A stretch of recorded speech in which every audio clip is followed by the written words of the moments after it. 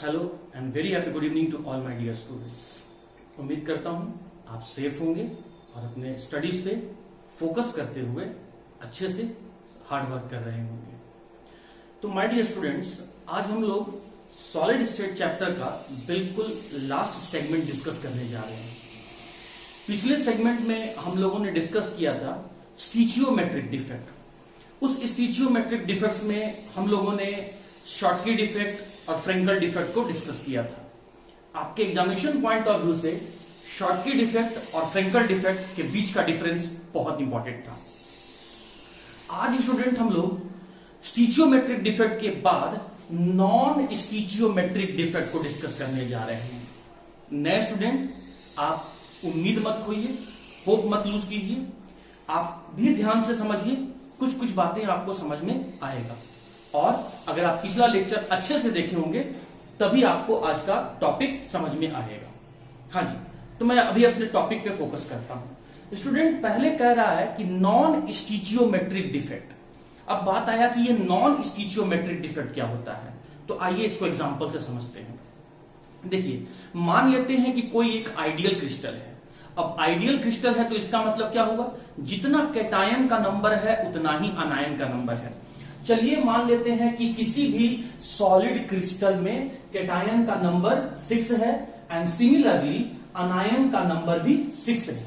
Since cation और अनायन का number same है, इसीलिए जो रेशियो निकल के आ रहा है हम मान लेते हैं कि 6:6 है। और इसको अगर सिंप्लीफाई करें तो ये आपका निकल के आएगा 1:1।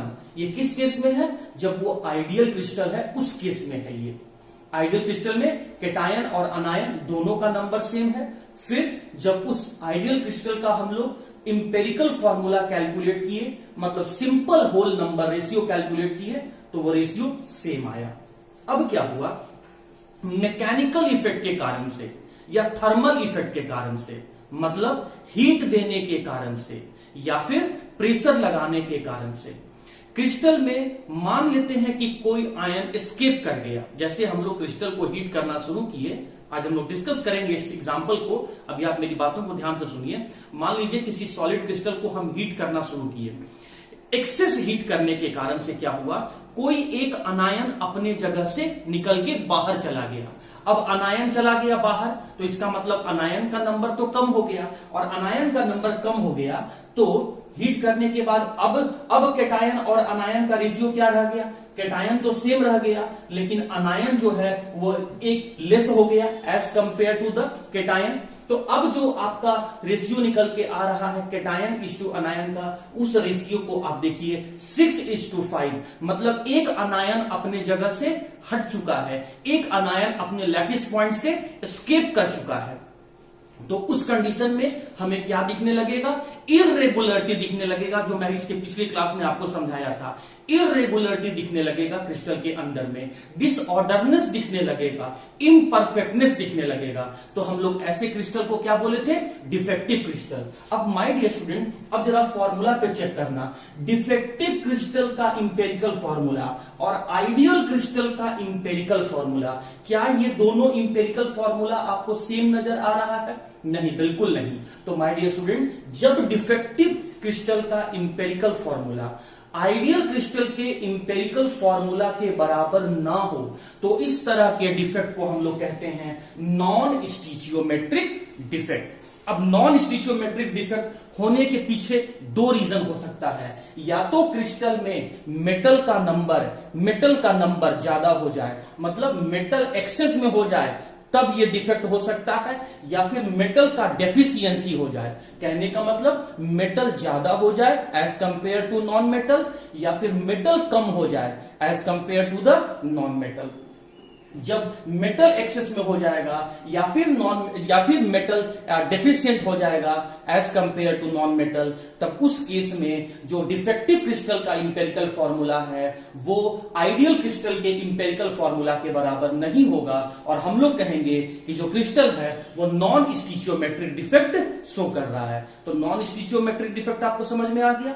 नॉन स्टीचियोमेट्रिक डिफेक्ट होने के लिए दो रीजन समझ में आ गया। अब आइए हम लोग ये दोनों केसेस को बारी बारी से डिस्कस करते हैं। सबसे पहले हम लोग डिस्कस करने जा रहे हैं मेटल एक्सेस डिफेक्ट। किस कारण से? ड्यू टू अनायनिक वैकेंसी, मतलब अनायन का नंबर कम हो जाने से मेटल एक्सेस में हो जाए, फिर हमको क्रिस्टल के अंदर में डिफेक्ट दिखने लगे तो हम लोग उसको इरेगुलरिटी दिखने लगे तो हम लोग उसको metal excess defect due to anionic vacancy कहेंगे। आइए तो हम लोग ये फर्स्ट केस को डिस्कस करने जा रहे हैं। स्टूडेंट, आपको ये बात पता है, बहुत अच्छे ढंग से पता है कि metal nature wise electro positive होते हैं, मतलब उनमें इलेक्ट्रॉन को लूज करने का टेंडेंसी होता है और यही वजह है कि मेटल जो है वो कैटायन का फॉर्मेशन करते हैं। तो क्या कह रहा है कि मेटल ज्यादा हो जाए, इसका मतलब क्या हुआ, कैटायन का नंबर ज्यादा हो जाए as compared to the anion. तो फिर हम यहां पर एक बात यहां से निकाल के इसके लिए लिख के आ रहे हैं कि मेटल एक्सेस कब होगा, जब कैटायन का number is greater as compared to the anion. Cation का नंबर ज्यादा हो जाए और अनायन का नंबर कम हो जाए। तो यही हम लोग केसेस यहां डिस्कस करने जा रहे हैं। पहला केस में क्या देख रहे हैं कि मेटल एक्सेस कब हो गया है, जब अनायन का वैकेंसी हो गया है, जब अनायन का कमी हो गया है। तो अनायन के कमी होने के कारण से क्रिस्टल के अंदर में इरेगुलरिटी, डिसऑर्डरनेस दिखने लगे। फिर से रिपीट कर रहे हैं, अनायन के कम हो जाने से और केटायन के ज्यादा हो जाने से जब क्रिस्टल के अंदर में हमें इरेगुलरिटी देखने को मिलेगा तो इसे हम कहेंगे metal excess defect due to anionic vacancy. और सिंस ये रेशियो आइडियल क्रिस्टल का इंपेरिकल फॉर्मूला से अलग दिखेगा, इसीलिए इसे हम नॉन स्टिचियोमेट्रिक डिफेक्ट भी कहते हैं। तो ये केस आपके एग्जाम में यहां से क्वेश्चन पूछा जाता है, उसे हम लोग डिस्कस कर लेते हैं। तो फर्स्ट केस क्या है कि कैसे मेटल ज्यादा हो जा रहा है या फिर कैसे अनायन कम पड़ जा रहा है, इस बात को समझना है। तो इसको समझने के लिए हम लोगों ने क्या किया, एक NaCl का क्रिस्टल ले लिया, सोडियम क्लोराइड का क्रिस्टल ले लिया और सोडियम क्लोराइड क्रिस्टल को हम लोगों ने क्या किया, हीट करना शुरू किया। लेकिन किसके हेल्प से, सोडियम वेपर लैंप के हेल्प से हम लोगों ने सोडियम क्लोराइड क्रिस्टल को हीट करना शुरू किया।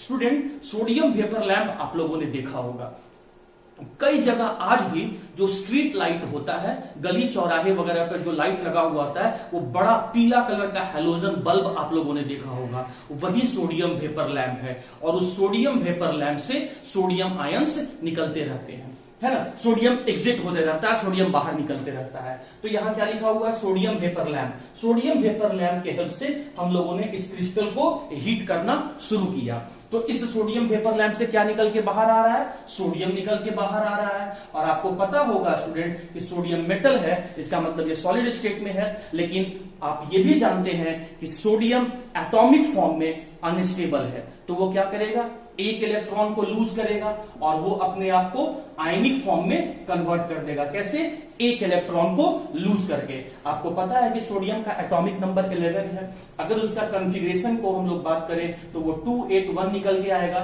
मतलब पहले सेल में 2 इलेक्ट्रॉन, दूसरे सेल में 8 इलेक्ट्रॉन और तीसरे सेल में 1 इलेक्ट्रॉन। सिंस इसके वैलेंस सेल में, आउटर मोस्ट सेल में ऑक्टेट पूरा नहीं है, ये अनस्टेबल है। तो जब इस सोडियम वेपर लैंप से सोडियम एटॉमिक फॉर्म में निकल के बाहर आएगा तो अनस्टेबल होने के कारण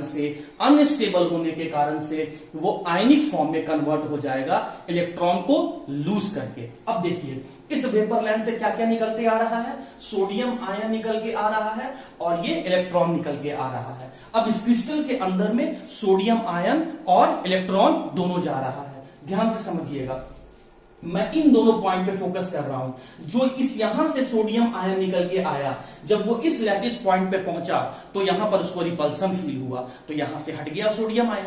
अब देखिए यहां से क्या हो रहा है, जब यहां से सोडियम आयन निकला तो यहां से तो रिपल्सन फील हुआ, लेकिन वो अपने अपोजिट चार्ज के पास जाके कलेक्ट होने लगा। तो सोडियम आयन इस क्लोराइड आयन के चारों तरफ जाके कलेक्ट होने लगा और इलेक्ट्रोस्टैटिक फोर्स ऑफ अट्रैक्शन लगना शुरू हो गया। किसके बीच में, यहां से निकला हुआ सोडियम आयन और लैटिस पॉइंट पर बैठा हुआ क्लोराइड आयन के बीच में। तो वो जो सोडियम आयन है जो इस लैटिस पॉइंट को सराउंड करके बैठा है, वो इलेक्ट्रोस्टैटिक फोर्स लगाने के कारण से यहां से क्लोराइड आयन को पुल करके बाहर निकाल लेता है और वो Na+Cl- के साथ कंबाइन करके NaCl का फॉर्मेशन कर लेता है। Cl- अपने लैटिस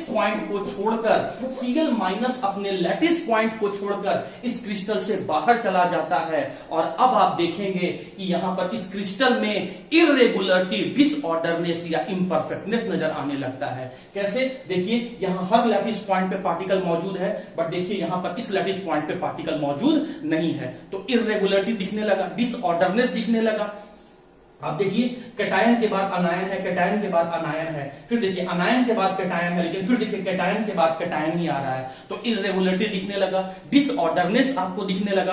तो लैटिस पॉइंट से अनायन के हट जाने के कारण से जब क्रिस्टल में इर्रेगुलरिटी दिखने लगे तो उसे ही हम कहते हैं अनायनिक वैकेंसी। और जब यह अनायनिक वैकेंसी होगा तो ऑब्वियस सी बात है कि मेटल एक्सेस में हो जाएगा, और जब मेटल एक्सेस में हो जाएगा तो ऑब्वियस सी बात है कि हमें इर्रेगुलरिटी, डिसऑर्डरनेस या सीधा सीधा बोले कि हमें डिफेक्ट नजर आने लगता है। तो हम कहते हैं कि ये हो गया metal excess defect due to anionic vacancy. मैं कंक्लूसिव पॉइंट फिर से बोल देता हूं स्टूडेंट, ध्यान से सुनिएगा। जब हम सोडियम वेपर लैंप से सोडियम क्रिस्टल को हीट करते हैं तो सोडियम वेपर से निकला हुआ सोडियम एटॉमिक फॉर्म में सबसे पहले अनस्टेबल होने के कारण से अपने को आयनिक फॉर्म में कन्वर्ट करता है, इलेक्ट्रॉन को लूज करके।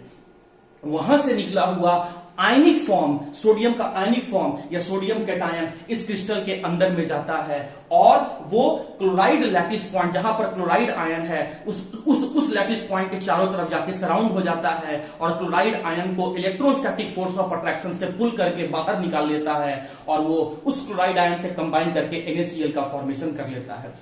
Cl माइनस का अपने लैटिस पॉइंट से हट जाने के कारण से पूरे क्रिस्टल में हमें अनायन का नंबर कम दिखने लगता है, जिसे हम अनायनिक वैकेंसी कहते हैं। इस अनायनिक वैकेंसी के कारण से कैटायन ज्यादा हो जाता है, या हम यूं कहें कि मेटल एक्सेस में हो जाता है और पूरे क्रिस्टल में हमें इर्रेगुलरिटी, डिसऑर्डरनेस, इम्परफेक्टनेस या डिफेक्ट नजर आने लगता है। तो इसे हम कहते हैं metal excess defect due to anionic vacancy. और इस मेटल एक्सेस डिफेक्ट होने के कारण से, अनायनिक वैकेंसी या मेटल एक्सेस के होने के कारण से, अब जो इंपेरिकल फार्मूला है वो हमें आइडियल क्रिस्टल के इंपेरिकल फार्मूला से अलग दिखने लगता है। इसीलिए अब हम इसे नॉन स्टीचियोमेट्रिक डिफेक्ट भी कहते हैं। लेकिन स्टूडेंट अभी इसमें और कुछ इंपॉर्टेंट बातें हैं जो उसे आप ध्यान से सुनिए।